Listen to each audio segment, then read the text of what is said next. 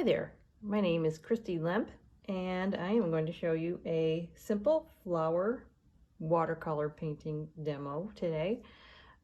Jackie Kolb asked me from Seymour Library to do something, maybe it'll provide some inspiration for you when you're painting your flowers, either imagination flowers or maybe flowers from your garden. It's a fun way to paint.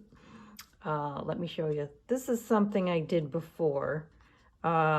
Just fooling around, and I really like this color combination. It's a opera pink and a pyrrole red and a Windsor violet. You can play around with any color combination, but I just happen to like the way these three went together. And I'll show you what I use.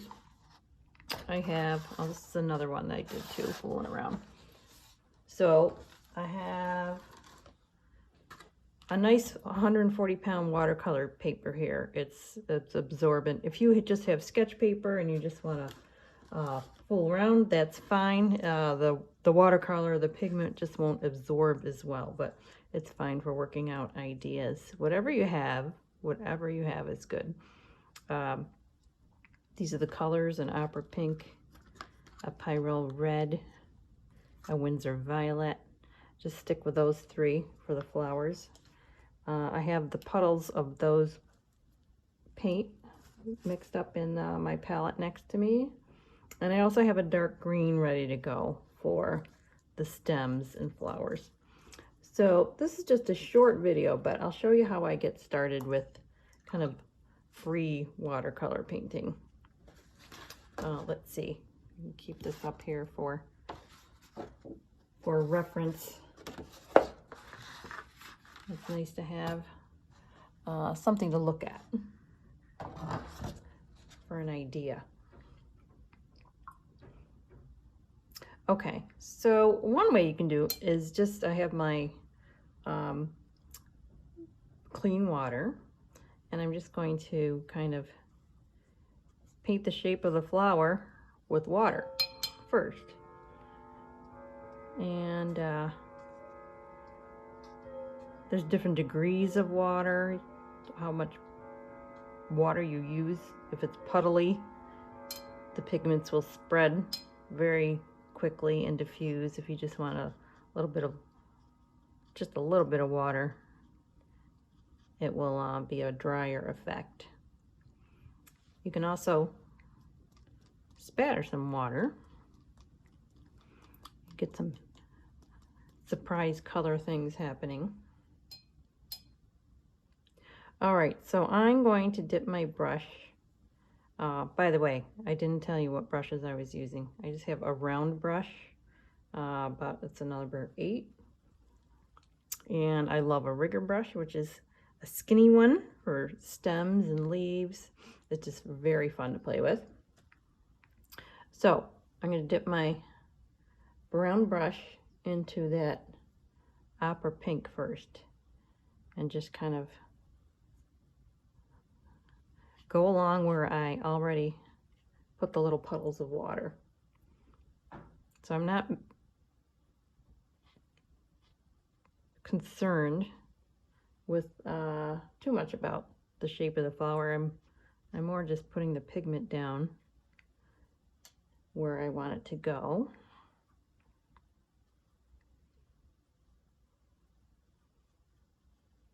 So you know they're flowers. We don't know what kind, but you kind of know they're flowers. All right, so that's the pink. So while it's still wet, I'm going to put some of that Windsor, or pyrrole red in there. And it's still wet, so it's going to flow on its own. It's going to kind of go where it wants to go. So maybe I'll take the red and pink and just kind of do some other spots here and there.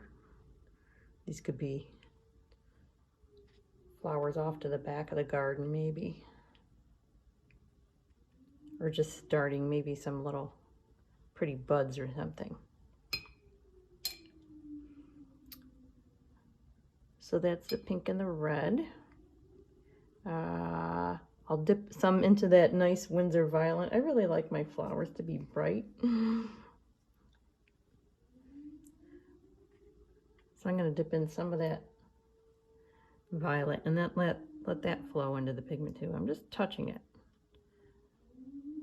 and letting it flow by itself. That's just, I think, the most fun of watercolor painting. Make some spots of this nice purple too. Maybe make it stand out. That could maybe be lavender later on. At this point also, for a feeling of looseness and energy, I like to do some spattering. I have some color on this brush, and then I just hit it. Hit it throughout the paint. It gives it, just kind of an energy. Nature is never still. There's always a breeze blowing or bees buzzing or something. If you want, you can add a little texture if you want. If you want to dab up a little color, get some white, you can do that just a little bit. So it's still pretty wet, but I'm going to go ahead and use my rigger and dip it in some of the green that I have made up, and just to do some delicate stem work. It's wet, so it's going to flow in there.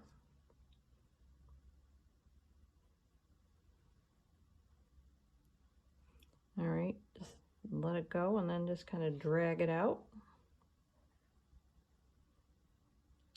Do some nice little leafy stemmy shapes.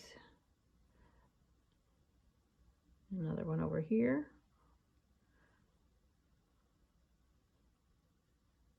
I make it dark underneath.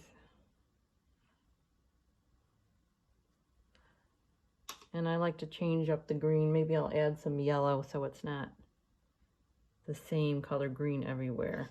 That would be boring. You want to vary your colors as you go along. Make it loose.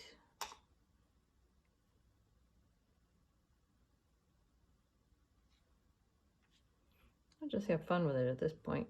Get some little stems there on this would-be lavender, perhaps. Maybe back here. Vary your strokes. Oh, that needs some stems here. So, the more you play, the looser you'll get. And it takes a little practice. I've done this a few times now. And of course, look at that still flowing in there. This will look different to you in, another hour or so. So this is the part where you really can't add details until it dries if you want more details. I kind of like it the way it is at the moment. Let's see. I think I'll add maybe a little blue or purple to this. Make sure my brush is clean.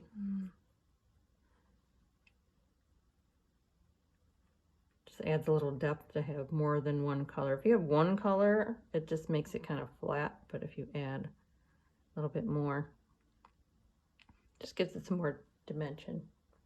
So I love just letting it go at this point and not doing too much more and letting it dry and see what it looks like later. If you want to add more flowers, you can. If you want to practice little bees and butterflies to add to it, that's fun too. But this is a fun way to start. And if you have a specific flower shape you want to work on, like bee balm or zinnias or lavender, you can practice that in your sketchbook and then give it a go with your own color combinations and see what you like. So I hope this helps, and enjoy your painting. Take care.